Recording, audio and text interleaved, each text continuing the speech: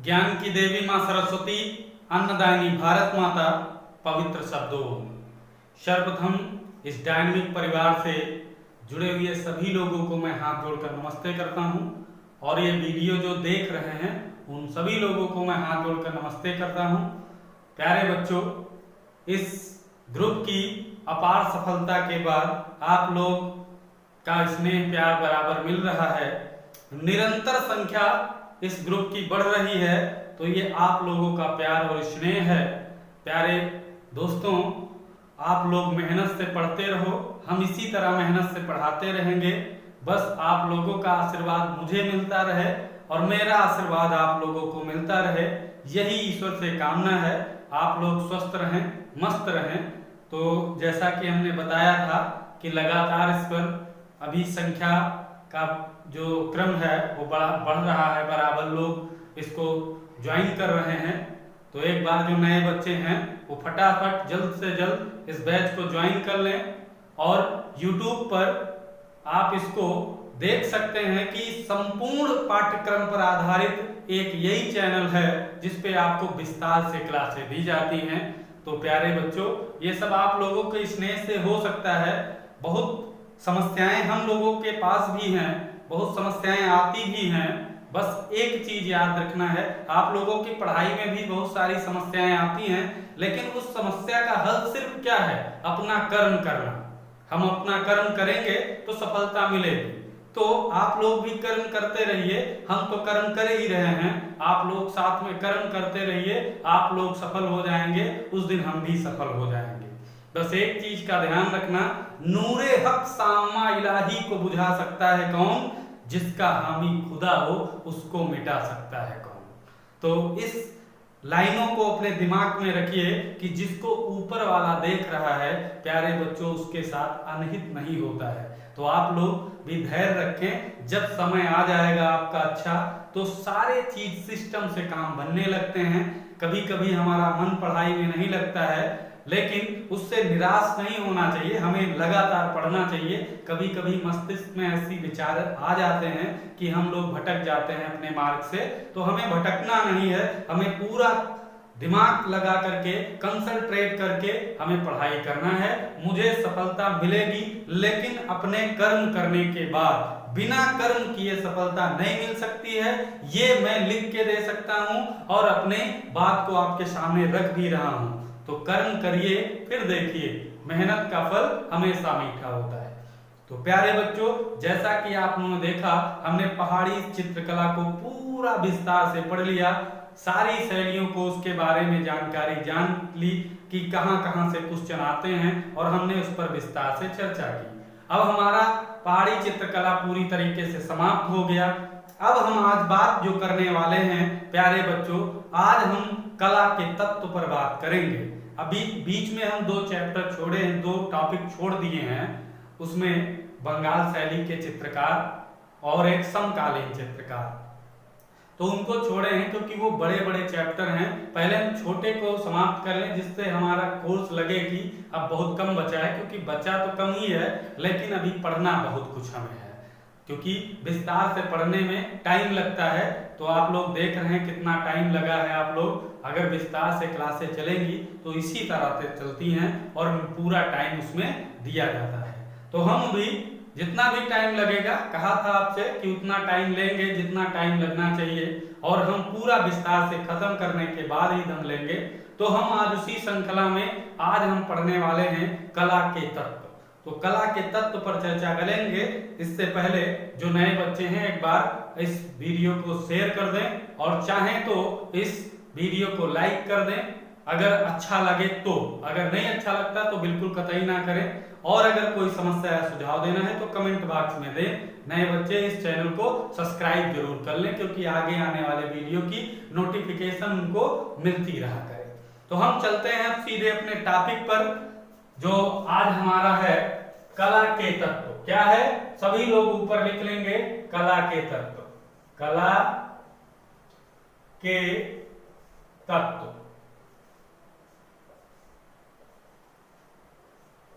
ये हमारा टॉपिक है आज, कला के तत्व। ये हमारा टॉपिक है आज, कला के तत्व।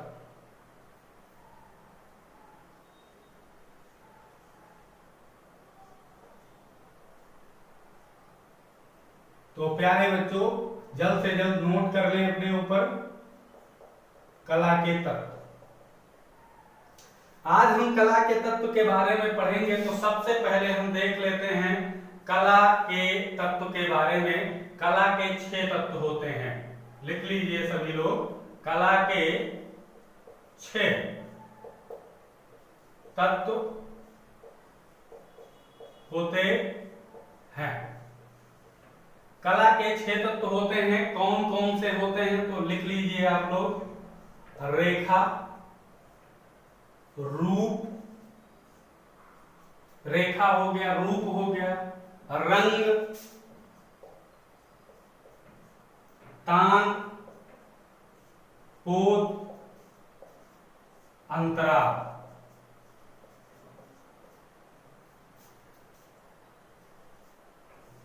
आप जैसा कि देख रहे हैं, रेखा, रूप, रंग, तान, पोत, अंतराल, ये 6 कला के तत्व होते हैं। इनको याद रखना है आप लोगों को और इन्हीं को विस्तार से हमें पढ़ना है।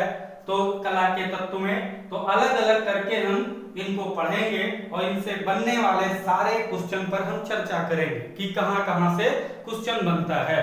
तो हम सारी चीजें विस्तार से पढ़ेंगे। कला के 6 तत्व, रेखा, रूप, रंग, तान, पोत और अंतराल, तो इस पर हम चर्चा करेंगे। तो पहला हमारा आज टॉपिक जो है उस पे रहेगा रेखा, क्योंकि पहला हमारा क्या है तत्व? रेखा। तो हम रेखा पर आज बात करेंगे। तो रेखा क्या है? 2 बिंदुओं के बीच की दूरी को 2 बिंदुओं के बीच की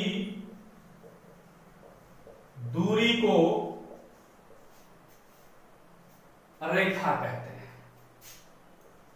रेखा कहते हैं।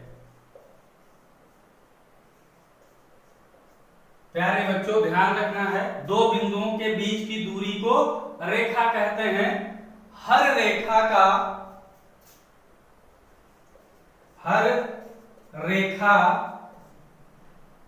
में लिख लो, हर रेखा में एक अर्थ निहित होता है, निहित होता है या अर्थ छिपा होता है। तो 2 बिंदुओं के बीच की, जैसे हम एक बिंदु यहां रखे, एक बिंदु यहां रखे, दोनों को अगर मिला दिया तो ये हमारी क्या हो गई? रेखा हो गई। अगर एक बिंदु यहां है, एक बिंदु यहां है, इसको मिला दिया, ये क्या है? रेखा है। तो आप अब जान गए होंगे 2 बिंदुओं के बीच की दूरी जो होती है उसे हम रेखा कहते हैं। तो प्यारे बच्चों यही रेखा है और हर रेखा का एक अर्थ होता है। कला में क्या होता है? भाव के आधार पर उन रेखाओं को पढ़ा जाता है। आप लोग नहीं जानते हैं, जब चित्रकार कोई चित्रकारी करता है तो वो किसी न किसी भाव से चित्र को बनाता है, तो वो भाव उसमें रेखाओं के माध्यम से छलकता है। तो हम उन्हीं भावों को आज रेखा के अंतर्गत पढ़ेंगे। तो सबसे पहले हम बात करते हैं आज रेखाएं के अलग अलग प्रकारों के बारे में। तो हम आज इसी क्रम में रेखा नंबर 1 पढ़ेंगे। रेखा में क्या है? एक होती है सीधी रेखा, सीधी रेखा, इसी को हम बोलते हैं, यहां पर लिख देते हैं खड़ी रेखा। खड़ी रेखा, खड़ी रेखा और सीधी रेखा। ये जो खड़ी रेखा और सीधी रेखा होती है, इसको हम बात करें तो यह रेखा सीधी लंबवत होती है। लिख लो, यह रेखा सीधी लंबवत होती है, सीधी लंबवत होती है। यह रेखा सीधी और लंबवत होती है। तो सीधी और लंबवत रेखा के बारे में जैसे ध्यान कर लो, जैसे कोई ये रेखा है, ये क्या है? इसी को खड़ी रेखा बोलते हैं। ये खड़ी रेखा है। क्या है? खड़ी रेखा है। आप लोग देख रहे हैं ये खड़ी रेखा है और ये लंबवत है। तो प्यारे बच्चों इसी को हम कहते हैं क्या? खड़ी रेखा या सीधी रेखा। तो प्यारे बच्चों इसका प्रभाव क्या होता है? प्रभाव देख लें, यानी अर्थ जो इसका निश्चित होता है वो क्या होता है? तो इसमें इस रेखा में क्या प्रभाव है? हम बात करते हैं गौरव होता है। गौरव, गौरव होता है इसमें। शांति होती है, शांति होती है। और बात करें स्थायित्व होता है। स्थायित्व, स्थायित्व होता है। उदाहरण के तौर पे भी बताएंगे। गौरव, शांत, स्थायित्व होता है। शाश्वत होता है, शाश्वत।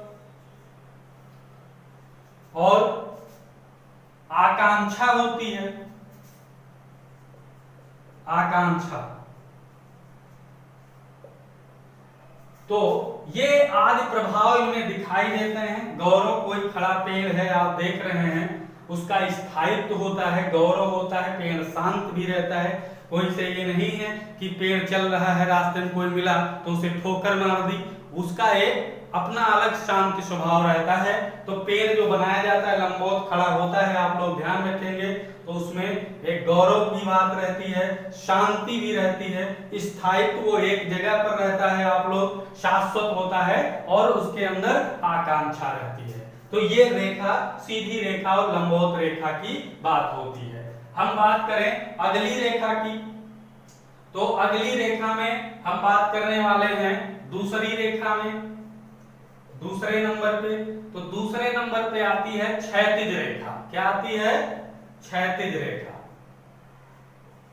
क्षैतिज रेखा, इसे ही हम पड़ी रेखा कहते हैं। पड़ी रेखा, पड़ी रेखा कहते हैं। तो इस पर बात कर लें, क्षैतिज रेखा और पड़ी रेखा। तो हम इस पर बात करें, ये एक आधार रेखा है। क्या है? यह एक आधार रेखा है। यह एक आधार रेखा है।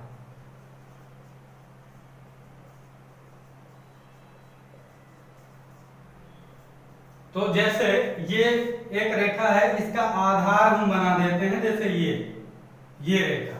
तो जो ये रेखा है, ये जो पड़ी वाली रेखा है, इसी को हम कहते हैं क्षैतिज रेखा। क्या कहते हैं? क्षैतिज। देखिए ये लेटी हुई है, तो लेटी हुई ये आकृति से इसका वो प्रभाव भी निकल करके आएगा। तो आप यहाँ पर प्रभाव देख लें इसके क्या होते हैं। तो क्षैतिज रेखा जो पड़ी हुई रेखा होती है उसी को कहते हैं, या लेटी हुई रेखा भी कह सकते हो अपने हिसाब से समझने के लिए। ये सब हम शब्दों का प्रयोग कर रहे हैं कि आप लोग अच्छी तरीके से समझ जाएं। ये ना हो कि आप उनके बारे में जानते ही ना हो कि कौन सी रेखा को क्या कहते हैं। तो यहाँ पर हम बात करेंगे इसके प्रभाव की। तो प्रभाव में क्या देखेंगे? इसमें विश्राम रहता है। भाई लेटी है तो विश्राम होगा कि नहीं? तो ध्यान रखना है, इसमें विश्राम रहता है। विश्राम, भाई लेटी है तो विश्राम है। कोई मान लो लेटा पुरुष है तो क्या करता है? विश्राम करता है। तो विश्राम का इसमें प्रभाव रहता है। स्थिरता रहती है, भाई स्थिरता है ही है। विश्राम करने वाला आदमी दौड़ दौड़ के थोड़ा विश्राम करता है। स्थिरता रहती है, स्थिरता। और अगर बात करें तो ये शांति रहती है। भाई लेटा आदमी शांत रहेगा, शांत रहेगा। मौन रहेगा, मौन भी रहता है। विश्राम, स्थिरता, शांति, मौन और असुरक्षा रहते, असुरक्षा नहीं, संतुलन रहता है। संतुलन, संतुलन। तो ये प्रभाव इसके रहते हैं क्षैतिज रेखा के।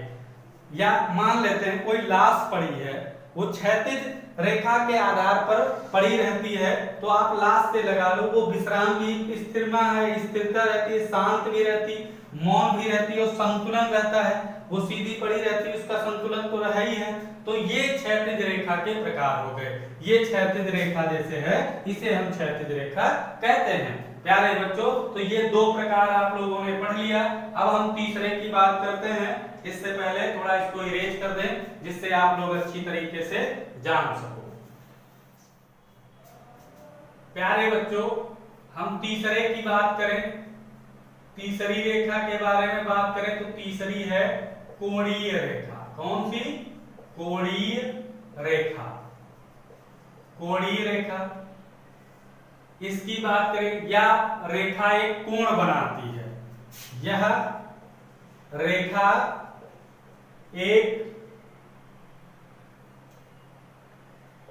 एक कोण बनाती है। यह रेखा एक कोण बनाती है। जैसे बात करें तो कोई आप रेखा देखे होंगे ऐसे बनी होती है या ऐसे रेखा बनी होती है। तो इन रेखाओं के बीच में देखिए कोण बन रहा है। क्या बन रहा है? कोण बन रहा है। तो ऐसी रेखाओं को प्यारे बच्चों क्या कहते हैं? हम कोणीय रेखा कहते हैं। जो कोण बनाती हुई रेखा रहती है। क्या कह रहा है? एक रेखा, हर यह रेखा एक कोण बनाती है। तो कोई ना कोई कोण बनाती हुई ये रेखाएं रहती हैं। तो इनका प्रभाव क्या होता है? प्रभाव देख लेते हैं। प्रभाव क्या है इनका? कोणीय रेखा का प्रभाव है व्याकुलता। व्याकुलता और संघर्ष रहता है।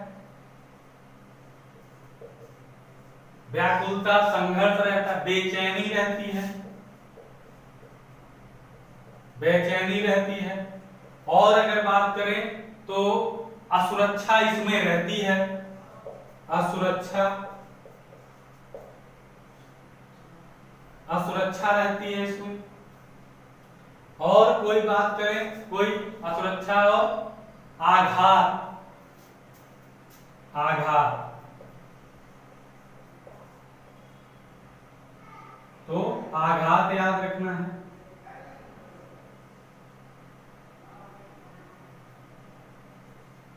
आघात, तो आघात, व्याकुलता, संघर्ष, बेचैनी, असुरक्षा, ये आदि इसके प्रभाव हैं। आप लोग ध्यान रखेंगे। जैसे बिजली आकाश से जब गिरती है तो ये कोणीय रेखा उसमें प्रदर्शित की जाती है। आप लोग ध्यान रखेंगे, कोणीय रेखा उसमें प्रभाव रहता है। अब हम बात करें तीसरे की, चौथे की, तो चौथे में आती है एक कर्णवत रेखा। कर्णवत रेखा, कर्णवत रेखा। कर्णवत रेखा में क्या होता है? प्यारे बच्चों ध्यान रखना है, आड़ी तिरछी रेखा कर्णवत रेखा कहलाती है। आड़ी तिरछी रेखा कर्णवत कहलाती है। रेखा कहलाती है। आड़ी तिरछी रेखाएं जो रहती हैं वो कर्णवत कहलाती हैं। जैसे ये रेखा, ये आड़ी तिरछी रेखा है तो हम इसे कहते हैं कर्णवत रेखा। कौन सी? कर्णवत रेखा। ये जैसे डांस वांस की मुद्रा में ऐसे नहीं खड़े होते हैं या ऐसे बना लिया, वो ये रेखाओं का प्रदर्शन करती हैं। प्यारे बच्चों ध्यान रखना, तो कर्णवत रेखा में उसमें रहता है, इसीलिए उनको हम प्रभाव में लिख लेते हैं। प्रभाव इसका क्या रहता है? अभी जैसा कि हमने बताया नाटक वाटक में या डांस वांस में जब तिरछा शरीर को किया जाता है तो वो कोणीय रेखा बनाते हैं। तो नाटकीयता इसमें रहती है। नाटकीयता, नाटकीयता रहती है। और क्या रहता है? उत्तेजना रहती है। उत्तेजना, उत्तेजना तो भाई रहती है। डांस करने वाला आदमी कितना उत्तेजित रहता है? डांस करने वाला आदमी बाजा बजे नहीं कि उनका पैर हिलने लगता है, डीजे बजा कि डांस करने वाले तैयार हैं। तो प्यारे बच्चों उनके अंदर उत्तेजना का भाव रहता है। म्यूजिक का एक सिस्टम ही है कि जैसे बजता है तैसे नाचने वाले लोगों के पैर थिरकने लगते हैं। तो वो एक उनके अंदर की उत्तेजना ही तो है। तो आप लोग ऐसे याद रखेंगे कि बाजा बजा नहीं कि डांस करने वाले तैयार हैं। नाटकता और नाटकीयता और उत्तेजना हो गया। और बात करें बेचैनी भी रहती है। भाई बेचैन तो वो बहुत रहते हैं, बेचैन तो नाचने के लिए बहुत रहते हैं। डांस करने वाले बच्चे तुरंत बेचैन हो जाते हैं कि डांस करने को नहीं मिला। बताओ, डीजे बंद कर दिया गया तो प्यारे बच्चों उनके अंदर बेचैनी तो उसकी से ज्यादा हो सकती है क्या? उनको डांस करने को नहीं मिला तो बहुत बेचैन रहते हैं, कहो 2 दिन तक खाना ना खाएं। और बात करें व्याकुलता, और क्या रहती है? व्याकुल बहुत रहते हैं, व्याकुल भी रहते हैं, व्याकुल हो जाते हैं, परेशान हो जाते हैं। तो ये है कर्णवत रेखा के प्रभाव। अब हम बात करें कर्णवत के बजाय एक पुंजीय रेखा। हम 5 नंबर की बात करते हैं, एक पुंजीय रेखा, एक पुंजीय रेखा। इसे हम क्या कहते हैं? इसे प्रकाश रेखा भी कहते हैं, ध्यान रखना, प्रकाश रेखा इसे ही कहा जाता है, ध्यान रखना, यही है प्रकाश रेखा। एक पुंजीय रेखा जो होती है उसी को प्रकाश रेखा कहते हैं। ये एक ही दिशा से सभी दिशाओं की ओर जाने वाली रेखा है, एक ही दिशा से सभी, इधर लिख देते हैं, एक ही दिशा से सभी दिशाओं,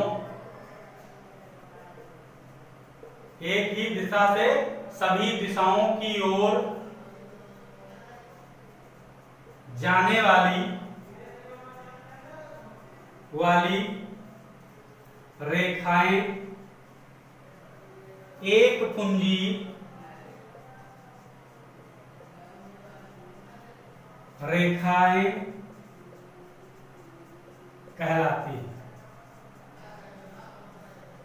जैसे इसका भी उदाहरण बता देते हैं, जैसे आप एक ये रेखा बनी है, इस पे जैसे मान लो एक ही जगह से ऐसे ऐसे ऐसे ऐसे ये रेखाएं जा रही हैं एक ही स्थिरता से, और या मान लेते हैं कोई एक बिंदु है, उसी से जैसे मान लेते हैं, थोड़ा इसको इरेज कर दो फिर बता, जैसे कोई एक बिंदु है, जैसे यहां पर हमने बिंदु रख लिया, अब इसी से जैसे ऐसे ऐसे ऐसे ऐसे सभी दिशाओं में अगर हम जा सकते हैं सभी दिशाओं में, तो ये एक पुंजीय रेखा है। और ऐसे फैलता कौन है? आप लोग ध्यान रखेंगे, ऐसे कौन फैलती हैं रेखाएं? ये प्रकाश फैलता है। कौन? प्रकाश फैलता, तो उसी को तो कहते हैं प्रकाश रेखा। कौन सी है? एक पुंजीय रेखा को कहते हैं।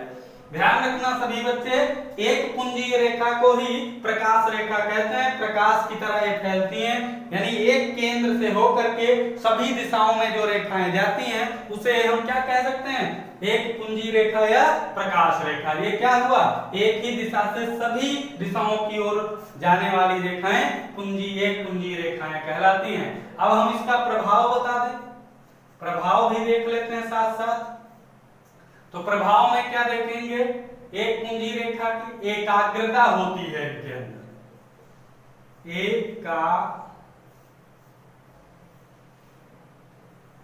एकाग्रता। भाई एकाग्रता तो भाई है एक ही जगह से सभी तरफ जाने वाली, तो एकाग्र है, एकाग्रता आप लोग ध्यान रखेंगे। शक्ति है, शक्ति कैसे है भाई? यूनिटी ऑफ पावर, आप लोग सुने होंगे कि हमारी इक्वलिटी जो है वही हमारी शक्ति होती है। तो इसमें एक जगह रुक करके सभी दिशाओं में जब प्रकाश फैलता है वो उसकी एक शक्ति है। तो ये ध्यान रखना है, इसीलिए प्यारे बच्चों इसे हम शक्ति इसमें निहित रहती है, आप लोग ध्यान रखेंगे। अभिलाषा रहती है, अभिलाषा है। और बात करें प्रभाव में, तो अभिलाषा के अलावा स्वदेश प्रेम है, स्वदेश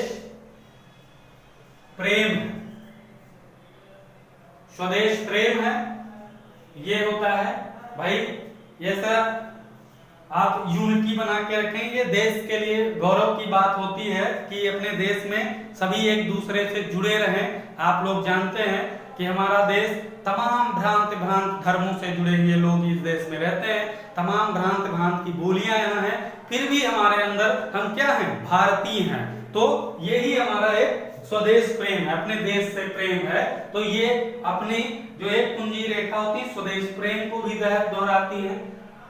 तो और प्रचार है, सबसे अच्छी छूट दी गई थी प्रचार। तो आप लोग देख रहे हो, फैलाओ प्रकाश का रूप हो, प्रकाश से आप ध्यान रखना है प्रचार, क्योंकि प्रकाश हमेशा प्रचार करता है, अपना फैलता है। प्रचार मतलब फैलता है, तो ये प्रकाश का एक भाग है। तो आप लोग ध्यान रखेंगे, प्रकाश रेखा इसीलिए कहा जाता है। तो इसका प्रसार तो होगा ही, फैलाव तो होगा ही। तो इतनी चीजें इसमें प्रभाव में रहती हैं। अब दो रेखाएं और बची हैं, थोड़ा इसको इरेज कर ले, फिर बताते हैं आपको अगली बात। तो अगली बात 6 नंबर की रेखा की बात करते हैं, जिसे हम क्या कहते हैं, चक्राकार रेखाएं, चक्राकार रेखाएं।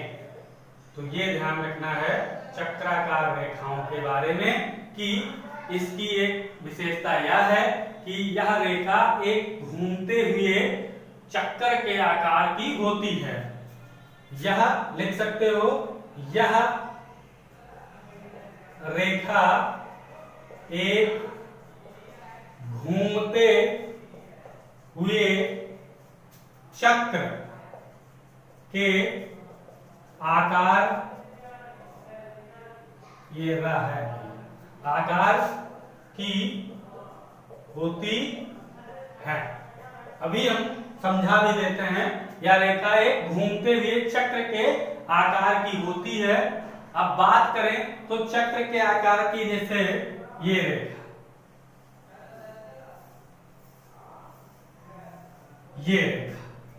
ये रेखा जो होती है वो चक्राकार रेखाएं होती हैं। क्या होती हैं, चक्राकार रेखाएं। आप देख रहे हैं कि चक्र के अनुसार हैं, चक्र के समान हैं, चक्र का आकार इनका है, तो इसीलिए इसे चक्राकार रेखा कहते हैं। ये घूमते हुए चक्र के आकार की है। तो इसमें प्रभाव क्या होता है, चक्र के प्रभाव, ध्यान रखना है प्रभाव। तो चक्र के प्रभाव ध्यान रखना है, चक्राकार भ्रम रहता है, भ्रम। अब देखिए इसमें आप गिनती नहीं कर सकते हो कितनी रेखाएं हैं, भ्रम है हमें, इससे ये ध्यान रखना है ये भ्रमित करने वाली रेखाएं होती हैं। तो भ्रम है इसमें, आप लोग इसमें भ्रम का प्रभाव है। और बात करें, संघर्ष है, संघर्ष,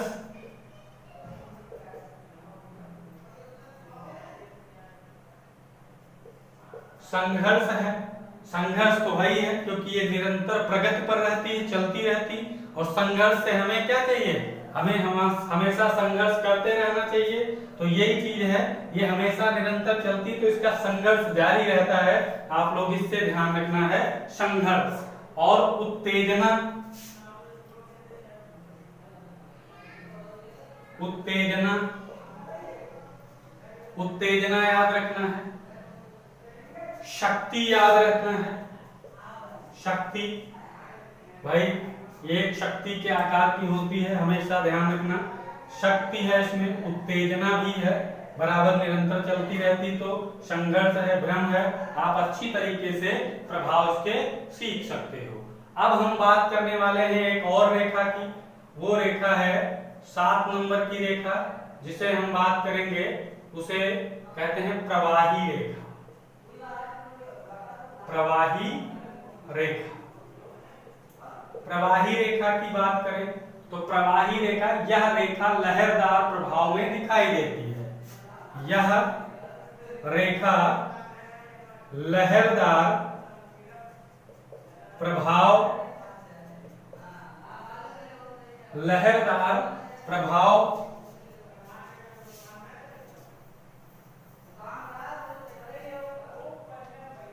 लहरदार प्रभाव में दिखाई देती है, लहरदार प्रभाव में दिखाई देती है। ये चीज आप लोग याद रखेंगे। और लहरदार प्रभाव जैसे कोई भी रेखा हो सकती है नदियों में, जैसे ऐसे, ये ऐसे, ये रेखा है प्यारे बच्चों, ये रेखाएं क्या है? लहरदार रेखाएं हैं। कौन सी? लहरदार। इसी रेखाओं को हम प्रवाही रेखा कहते हैं। इसके प्रभाव देख लें। प्रभाव, लहर तो जानते ही हो, नदियों में आती है लहर, देखते हो लहरदार, तो इसमें गति रहती है और लावण्य रहता है और माधुर्य रहता है। माधुर्य, ये आदि चीजें इसमें रहती हैं। निरंतर गति पर रहता है, लावण्य रहता है, मधुरता का ये प्रतीक है। तो प्यारे बच्चों, प्रवाही रेखा इन्हें कहते हैं। तो इस प्रकार से ये हमारा कला के तत्व का पहला टॉपिक जो होता है रेखा, वो रेखा समाप्त हो गया है। इसी में क्वेश्चन पूछा जा सकता है। अधिकतर जो क्वेश्चन अभी तक इसमें मिलते हैं प्यारे बच्चों, वो किसमें रहते हैं? हर रेखा का प्रभाव पूछ लिया जाता है। कोई भी रेखा का प्रभाव पूछा जा सकता है, तो आप लोग ध्यान रखेंगे कि कौन कौन से प्रभाव रहते हैं। तो प्यारे बच्चों, अभी तक हमने सारी चीजें आपको रेखा से संबंधित बता दी हैं। तो अगला हमारा टॉपिक है रूप। तो रूप को देखेंगे अगले टॉपिक में, अगले वीडियो में। तो आज के वीडियो में इतना ही।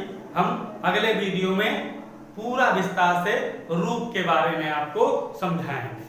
तो आज के वीडियो में इतना ही। जय हिंद, जय भारत।